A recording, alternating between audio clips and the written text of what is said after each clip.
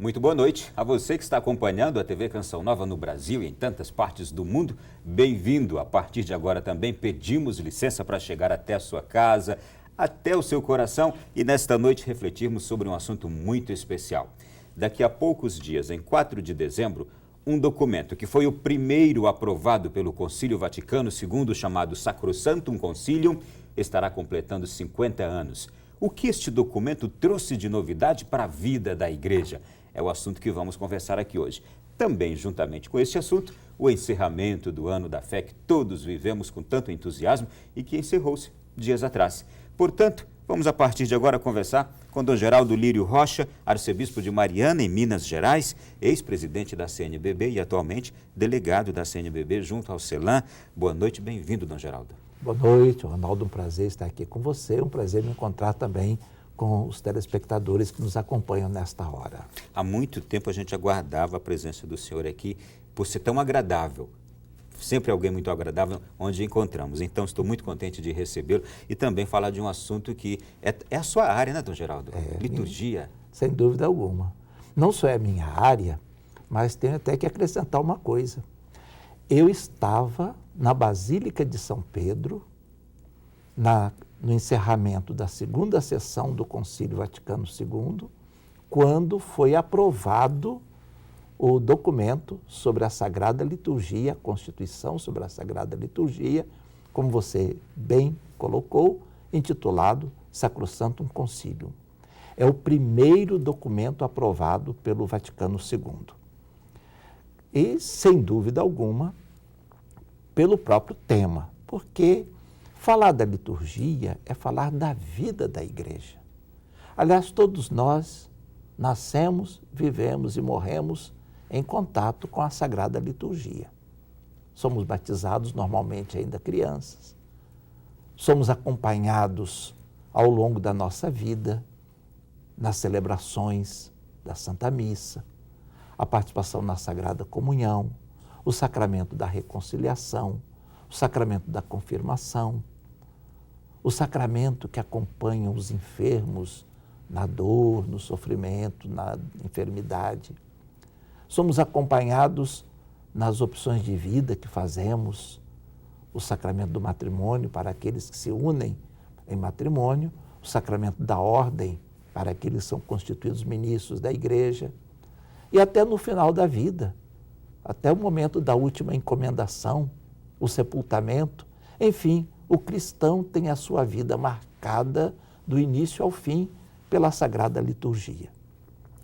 E, sem dúvida alguma, também não foi por acaso que a Sacrosanctum Concilium é o primeiro documento do Vaticano II, porque era dos temas mais amadurecidos na própria reflexão teológica, porque vem de longe na Igreja um movimento litúrgico que ganhou o impulso, sobretudo, depois da Segunda Guerra Mundial, portanto, depois de 1945, e que, por causa do movimento litúrgico que se expandiu por toda a Igreja, a reflexão nos temas da Sagrada Liturgia já estava muito mais amadurecida, possibilitando assim que saísse como o primeiro documento do Concílio Vaticano II.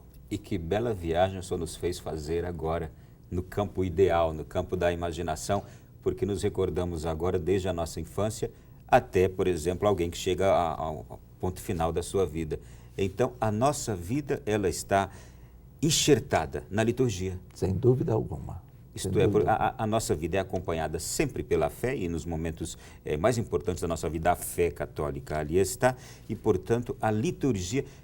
O termo liturgia quer dizer o quê, Dom Geraldo? O termo liturgia quer dizer um serviço público. Não é um termo... Olha que interessante. Não é um termo gerado no interior da Igreja, é um termo que fazia parte da linguagem comum, um serviço público, um serviço em favor do público. Então, é um serviço da Igreja para o público e é o serviço público porque é o culto público da Igreja. E a palavra liturgia, a terminação, implica ação, um serviço compreendido como uma ação. Então a liturgia é uma ação sagrada, que atualiza para nós os gestos do próprio Jesus e que concretiza para nós a Igreja no seu próprio mistério. Por isso o documento sobre a Sagrada Liturgia, que tem esse nome, Sacrosanctum Concilium. Por quê? Porque todos os documentos trazem os primeiros nomes, normalmente em latim, as primeiras palavras. Então, como era o primeiro documento do Concílio Vaticano II, ele começa o concílio, o Sacrosanto Concílio, né, que está reunido. Então, por isso, este nome, Sacrosanto Concílio. Então, esse documento mesmo nos diz que a liturgia é o ponto alto da vida da Igreja. Toda a ação da Igreja tende para a liturgia.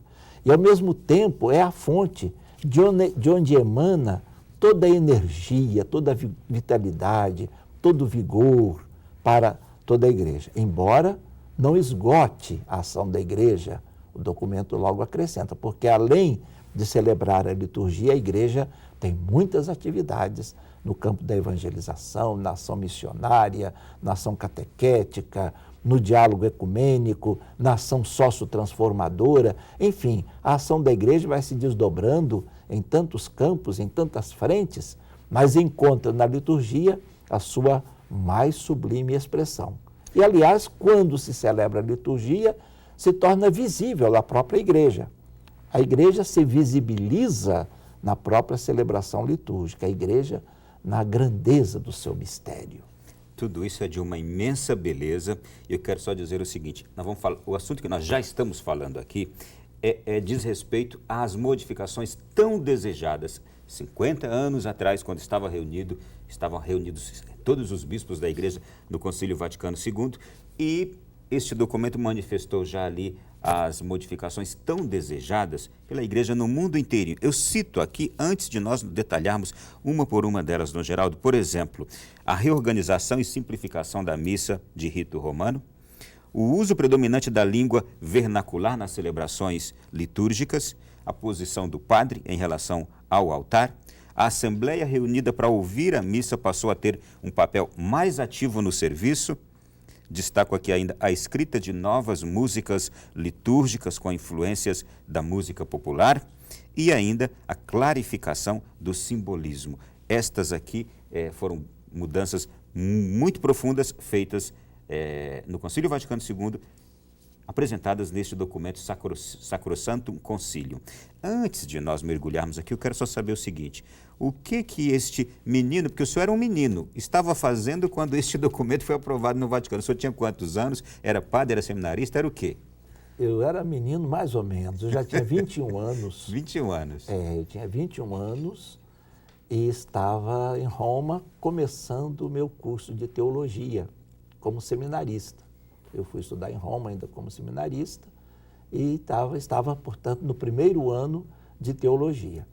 E realizei os meus estudos enquanto se realizava o Concílio Vaticano II, o que me possibilitou, digamos assim, assimilar muito o concílio, porque eu estudava teologia em Roma no momento em que se realizava o concílio. E era permitido aos seminaristas de teologia acompanharem alguma coisa do concílio? De que forma? Havia sessões públicas do concílio. As sessões de aprovação dos documentos eram sempre sessões abertas. E os seminaristas corriam para lá? E os seminaristas corríamos todos para lá. E eu, então, pude estar presente no momento da publicação de todos os documentos do Concílio Vaticano II. Todos. Eu assisti à promulgação de cada um deles.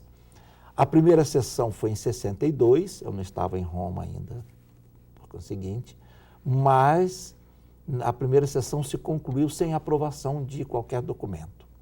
Só no término da segunda sessão é que se iniciava a aprovação dos documentos do concílio. E, não por acaso, o documento do concílio, os dois documentos aprovados na última sessão foram sobre a Sagrada Liturgia e sobre os meios de comunicação. São os dois documentos que, neste ano, completam 50 anos. O que o senhor se lembra daquele dia especificamente em que a Sacrosantum Concilium, que no dia 4 de dezembro agora completará 50 anos, foi aprovada publicamente ali? Olha, eu posso lhe dizer que eu me lembro de tudo com todos os pormenores, porque como jovem, atento, curioso, estava chegando de Roma fazia alguns meses apenas e ia participando de um momento como este, então tudo me impressionava muito, a beleza da Basílica de São Pedro, esplendorosa. Diante dos meus olhos, o episcopado do mundo inteiro, eram mais de 2.500 bispos reunidos na Basílica. A figura admirável do Papa Paulo VI, porque o concílio foi iniciado pelo Papa João XXIII, ele presidiu a primeira sessão, mas entre a primeira e a segunda ele veio a falecer. Foi eleito Paulo VI, que prosseguiu o concílio e, portanto, a aprovação dos documentos todos trazem a assinatura do Papa Paulo VI. Me lembro muito da homilia de Paulo VI na conclusão da segunda sessão do Vaticano II e, digamos assim, o entusiasmo que tomou conta de todos quando se publicou que o documento tinha sido aprovado por quase unanimidade. Houve apenas 4 votos contra a aprovação do documento. Eu tenho aqui os números, 2.151 votantes, 2.147 favoráveis, 4 não favoráveis. Exatamente, foi isso mesmo, apenas 4 não favoráveis. O que não deixa de ser bonito também, não é? Porque a unanimidade sempre é uma aspiração. O fato de não ter alcançado a unanimidade, ter havido 4 votos contrários, mostra também o clima de liberdade. E importante destacar também um outro ponto, foi a primeira vez que a igreja reuniu o episcopado do mundo inteiro. Então ali tinham cabeças e culturas de todas as partes. E é importante destacar que as mudanças eram profundas. Vamos agora entrar nelas. Por exemplo, aqui, tocar em alguns dos pontos, a reorganização e simplificação da missa de rito romano. O que isso queria dizer? Nós tínhamos como forma de celebrar a Santa Missa o missal de Pio V, São Pio V, que foi promulgado após o Concílio de Trento. Então, o missal promulgado em 1570. Era utilizado até então? Era utilizado até então. Portanto, já ia fazer 400 anos que se usava aquela mesma forma. E o concílio tinha como finalidade, aliás, lembrado logo no início pela própria Constituição sobre a Sagrada Liturgia, uma das finalidades do concílio era colocar a igreja no ritmo dos tempos atuais. Era a necessidade que o Papa João XXIII sentia e explicitou, a igreja precisa se atualizar, precisa se colocar em dia. E uma das questões era esta, na sua forma celebrativa. E, sem dúvida alguma, de todas as imensas contribuições do Vaticano II, a liturgia talvez seja a mais visualizada por todos os fiéis e até por aqueles que não partilham conosco a mesma fé. Isto é, de todas as mudanças que trouxe o concílio, esta da Sacrosanto Concílio, aqui se expressa aquilo que é mais visível. Sem dúvida alguma. E uma dessas coisas foi a mudança da língua, porque até então a língua da liturgia era exclusivamente o latim para o rito romano. Essa teria sido talvez a mudança mais, vamos ao termo radical, mais profunda, a língua, porque foi uma virada, uma guinada muito grande. Sem dúvida, a mudança da língua teve um alcance imenso, porque não só tornou a celebração compreensiva para o povo, mas permitiu também que o povo pudesse participar mais ativamente, mais intensamente na própria celebração e, mudando a língua, mudam muitas coisas.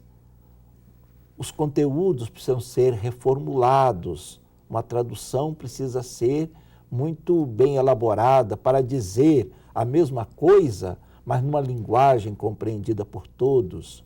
Então, aí se dá um processo de enculturação muito profundo. Além disto, se é o vernáculo que está em uso, isso aí vai também levar à formação de um repertório do canto mais, digamos assim, mais amplo, envolvendo ritmos diferentes que até então nem eram utilizados. Uma coisa vai levando a outra. E tudo isso permitiu um novo jeito de celebrar. Sem dúvida, a mudança da língua trouxe um passo muito grande. Mas é importante que se diga que, já no pontificado de Pio XII, o vernáculo já estava entrando na liturgia, sobretudo na celebração dos sacramentos. Porque ainda, além da missa, todos os sacramentos eram feitos inteiramente em latim. O batismo era em latim, a celebração do matrimônio era em latim, então, e assim por diante. Então, a partir de Pio XII já começou a haver essa mudança. Então, com Pio XII, os sacramentos já começavam, várias partes, a serem feitas em língua vernácula.